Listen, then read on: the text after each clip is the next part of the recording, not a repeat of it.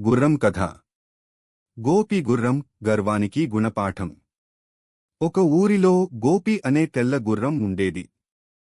అది బలంగా, వేగంగా, అందంగా ఉండేది.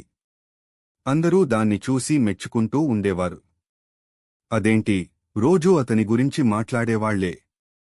కాని గోపికి ఒక పెద్ద సమస్య ఉంది: గర్వం. ఈ ప్రపంచంలో నాకంటే వేగంగా పరుగెత్తగలిగేది ఎవరూ లేరు అని ప్రతి ఒక్కరినీ చిన్నచూపుగా చూసేవాడు. ఒకరోజు అడవిలోని జంతువులంతా కలసి పరుగుదల పోటీ పెట్టారు. అందరూ ఉత్సాహంగా పాల్గొన్నారు: నక్క, గొర్రె, మేక, కుందేలు, మరెన్నో జంతువులు. గోపి వచ్చిన వెంటనే గర్వంగా అన్నాడు: ఈ పోటీలో నేనుంటే గెలుపు ఖాయం. మీ అందరినీ వెనక్కు నెట్టి ముందుకెళ్తాను. పోటీ మొదలైంది. గోపి మొదటినుంచే దూకుడుగా పరుగెత్తాడు. కొద్దిసేపు వెళ్ళాక ఒక చెట్టు కింద నీడలో ఇలా అనుకున్నాడు: ఇవాళ గెలుపు నా చేతుల్లోనే ఉంది.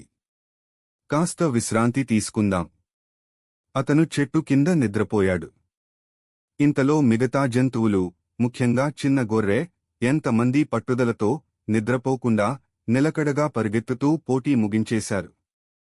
చివరికి గొర్రె గెలిచింది.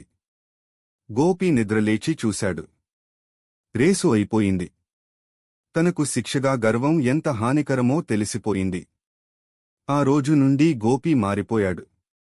ఇకపై గర్వం కాదు, గమనంతో జీవించాలి అనే పాఠం నేర్చుకున్నాడు.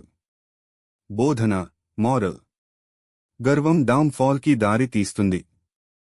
పట్టుదల, క్రమశిక్షణ ఉంటే ఏ బలహీనుడు అయినా విజేత అవ్వవచ్చు. నిరంతరం కృషి చేస్తే విజయాన్ని సాధించవచ్చు. మా కథ మీకు నచ్చితే మా ఛానల్ ని సబ్స్క్రైబ్ చేసుకోండి.